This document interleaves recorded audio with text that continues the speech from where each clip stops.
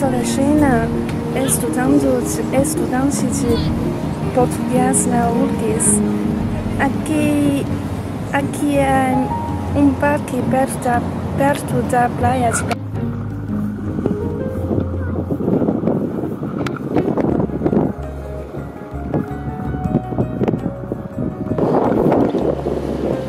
Aqui é uns jovens que fazem esporte, skate, é muito maravilhoso. Aqui tem muitas pessoas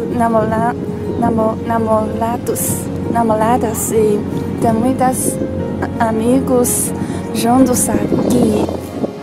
Aqui é um parque infantil, tem muitos instrumentos para crianças.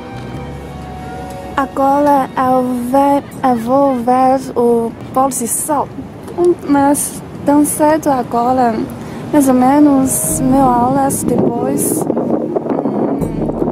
vai o pôr do sol. Aqui é pôr do sol.